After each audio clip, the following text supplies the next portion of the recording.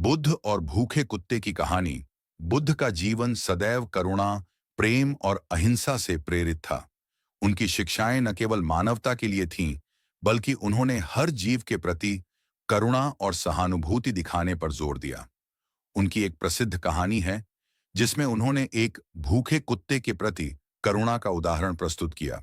इस कहानी के माध्यम से हमें यह सीखने को मिलता है कि हम सभी प्राणियों, चाहे वह मनुष्य हो या पशु, के प्रति प्रेम और दया का भाव रखना चाहिए।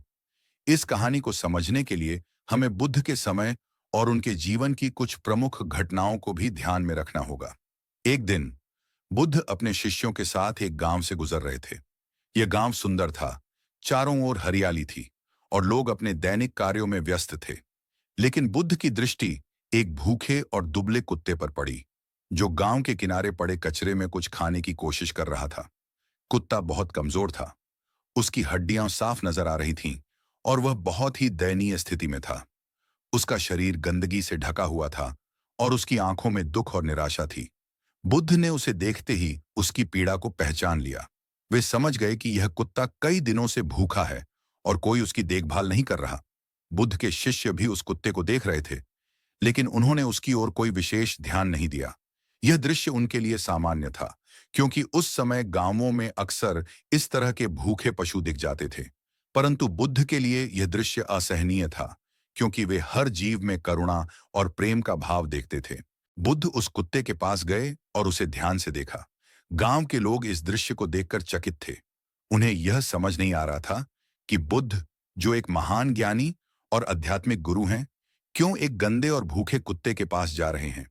कुछ गांव वाले बुद्ध के पास आए और बोले, भगवान, यह तो सिर्फ एक कुत्ता है। यह गंदा और बीमार है। इसे तो सभी तिरस्कार करते हैं। इस पर ध्यान देना समय की बर्बादी है। बुद्ध ने उनकी बात सुनी, लेकिन उनके चेहरे पर शांति और करुणा का भाव बना रहा। उन्होंने उत्तर दिया, यह केवल एक कुत्ता नहीं है, यह भी एक जीव है जो पीड़ा और भूख से जूझ रहा है। इस पर ध्यान देना हमारी नैतिक जिम्मेदारी है। हर जीव, चाहे वह मनुष्य हो या पशु, दुख और सुख का अनुभव करता है। जिस प्रकार हम अपने दुख में सहायता चाहते हैं, वैसे ही यह कुत्ता भी सहायता का पात्र है। बुद्ध की इस बात ने सभी को चौंका दिया। गांव वाले जो सोच रहे थे कि एक साधारण कुत्ते की पीड़ा का कोई महत्व नहीं है, वे अब समझने लगे कि बुद्ध की दृष्टि में हर जीव समान है। बुद्ध ने उन्हें समझाया कि करुणा केवल मनुष्यों के प्रति नहीं होनी चाहिए, बल्कि यह भावना सभी जीवों के प्रति होनी चाहिए। उन्होंने कहा, जब हम केवल मनुष्यों के प्रति करुणा दिखाते हैं, तो हमारी करुणा अधूरी होती है। करुणा का सच्चा अर्थ तब पूरा होता है जब हम हर जीव के प्रति प्रेम और दया का भाव रखते हैं। बुद्ध ने कुत्ते के पास बैठकर उसे शांत करने का प्रयास किया। कुत्ता डर रहा था, क्योंकि उसे किसी मनुष्य से सहायता की अपेक्षा नहीं थी। उसने अपने जीवन में केवल तिरस्कार और उपेक्षा ही देखी थी। लेकिन बुद्ध के शांत और प्रेमपूर्ण स्वभाव को देखकर वह धीरे धीरे शांत हो गया। बुद्ध ने अपने शिष्यों से कहा कि वे कुत्ते के लिए कुछ भोजन लाएं। शिष्य तुरंत गांव से भोजन लेकर आए और बुद्ध ने कुत्ते को अपने हाथों से खिलाया।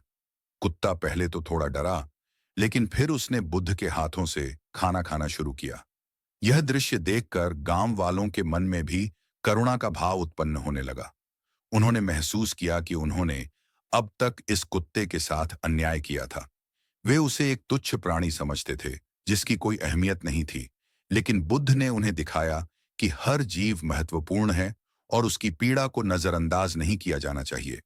बुद्ध ने गांव वालों को समझाया कि भूख केवल शरीर की पीड़ा नहीं है, यह आत्मा की भी पीड़ा है। जब कोई जीव भूखा होता है, तो वह केवल भोजन की कमी महसूस नहीं करता, बल्कि उसे उपेक्षा और तिरस्कार का भी सामना करना पड़ता है। इस भूखे कुत्ते के साथ भी यही हुआ था।